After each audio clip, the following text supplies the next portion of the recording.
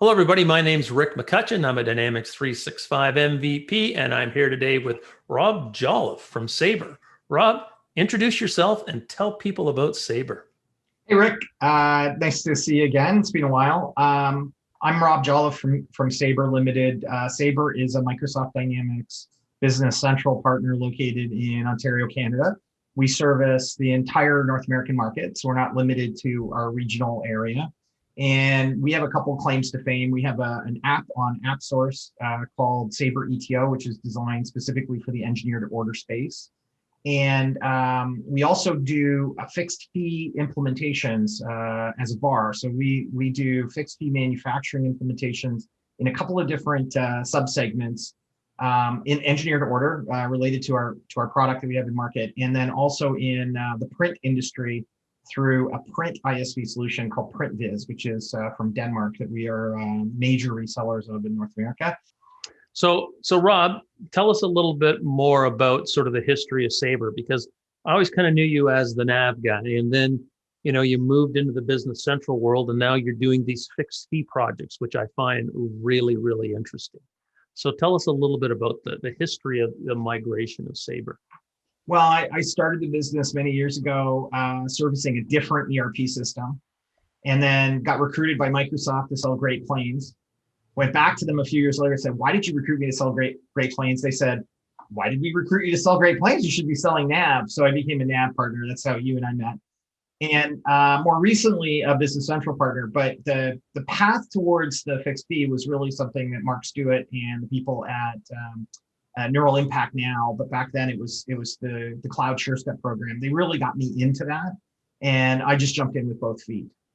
Okay, so I know you have some different solutions. Talk about sort of, what solutions you kind of have created into fixed fee, and how does that work? Well, I basically have taken almost everything we do and made it fixed fee or some kind of subscription program. I'm trying to do as little as possible with time and material billing. We pretty much got that down to programming, customization, where we need a developer. That's time and material. But the implementations from the very basic, let's say, call it a $30,000 project, up to $100,000+ project, those are all fixed fee and published pricing that customers can look at. And then the support and ongoing, let's call it phase 2 projects, those are all subscription now. So clients subscribe to support service, which still entitles them to a certain amount of consulting hours, or they subscribe to a sort of premium support subscription, which entitles them to like a more robust consulting effort, like for phase 2. So let's talk a little bit why that is good for you, but also why is that good for the customer?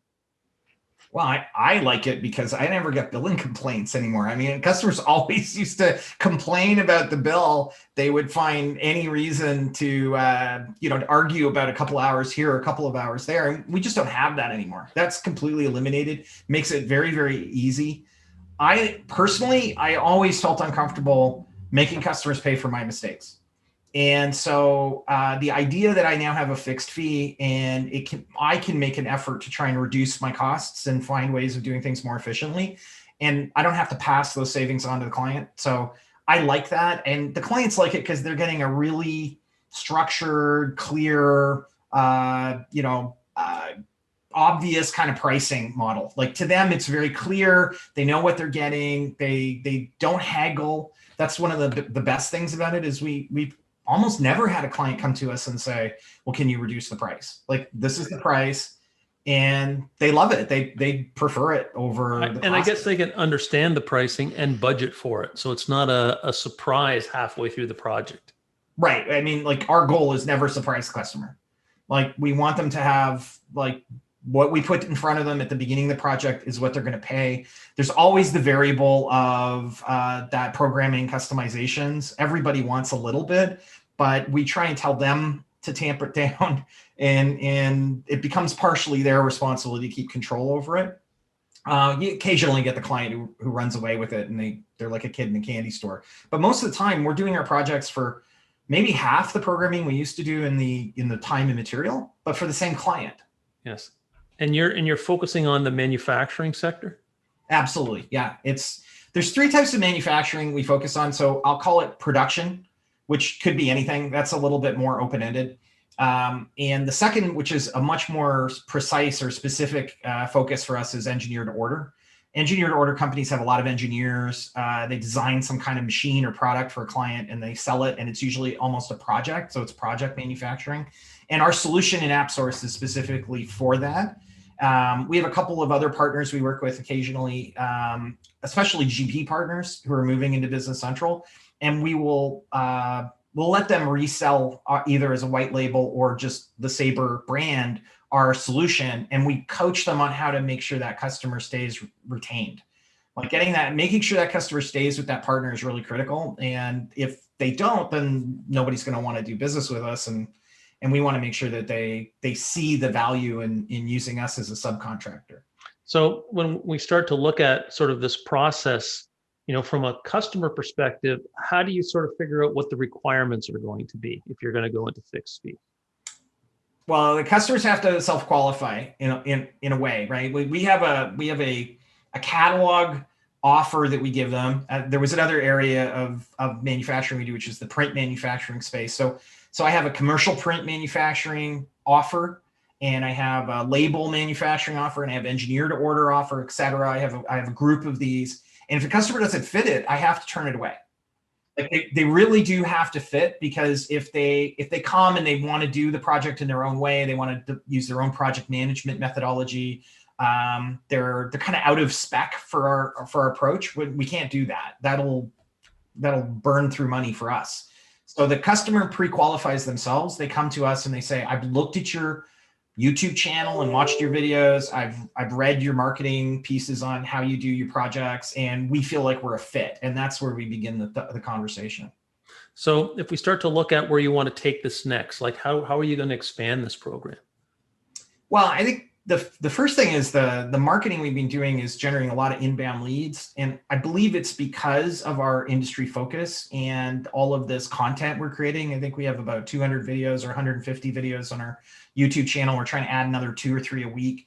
And that actually drives a lot of customer interest. Customers are coming to us, finding us. And so the inbound leads right now are increasing and accelerating. I think Business Central itself is just in a great place too. So we're riding that coattail. And then I'm trying to lean out the process of doing an implementation so I don't need as many staff. So this year, with about 2 more staff members, we're probably going to double the number of implementations we do. And the goal is to get to the point where I can either have some relatively junior staff members. I have a group of in Eastern Europe that works for me. And I have a couple of senior people here in Canada who are doing the projects. We never go on site. We haven't for about 3 years. So this isn't a COVID thing. This was something that preceded that.